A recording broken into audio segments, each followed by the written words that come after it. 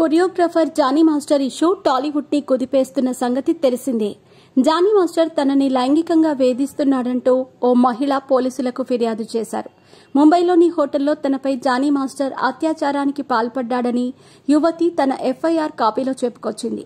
ఈ విషయాన్ని బయటకి ఎవరికీ చెప్పవద్దని జానీ మాస్టర్ బెదిరించినట్లు వాపోయింది. అదేవిధంగా షూటింగ్ సమయంలో అతను చెప్పినట్లుగా వినకపోతే అసభ్యంగా ప్రవర్తించేవాడని ఆవేదన వ్యక్తం చేసింది. తనపై పలుమార్లు జానీ మాస్టర్ లైంగిక వేధింపులకు పాల్పడ్డాడని, మతం మార్చుకుని తనను పెళ్లి చేసుకోవాలని బలవంతం చేశాడని ఎఫ్ఐఆర్లో యువతి ఫిర్యాదు చేసింది.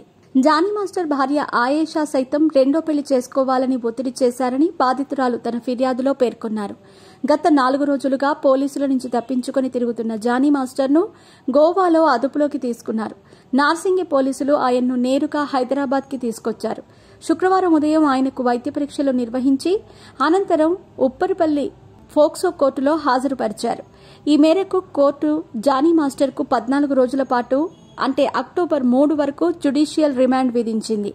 ఈ మేరకు ఆయనను పోలీసులు చర్లపల్లి జైలుకు తరలిస్తున్నారు. అదేవిధంగా జానీ మాస్టర్ను విచారించేందుకు నార్సింగి పోలీసులు కస్టడీ పిటిషన్ను వేయబోతున్నట్లుగా తెలుస్తోంది. ఇదిలా ఉంటే జానీ మాస్టర్ వివాదంపై ఆయన భార్య వాదన మరోలా ఉంది. తన భర్త జానీ మాస్టర్పై వస్తున్న ఆరోపణలు అవాస్తవమని ఆమె అంటున్నారు. నేషనల్ అవార్డు సంపాదించిన నా భర్తను కావాలనే ఇబ్బంది పెడుతున్నారని, ఇందులో కుట్ర దాగి ఉందని అన్నారు. అందరూ కలిసి జానీ మాస్టర్పై కుట్ర చేస్తున్నారని, ఇందులో భాగంగానే మహిళా కొరియోగ్రాఫర్తో పోలీసులకు ఫిర్యాదు చేయించారని చెప్పుకొచ్చారు. జానీ మాస్టర్ భార్య ఆయేషా వ్యాఖ్యలపై నెటిజన్లు మండిపడుతున్నారు. నీ భర్త ఎటువంటి తప్పు చేయనప్పుడు ఎందుకు గోవా పారిపోయారో చెప్పాలని జానీ మాస్టర్ భార్యను నెటిజన్లు డిమాండ్ చేస్తున్నారు. తప్పు చేయని వారైతే నేరుగా ఎదుర్కోవాలి, కానీ ఇలా పారిపోయి నేను తప్పు చేయలేదంటే ఎవరూ నమ్మరని జానీ మాస్టర్ భార్యకు నెటిజన్లు కౌంటర్ ఇస్తున్నారు.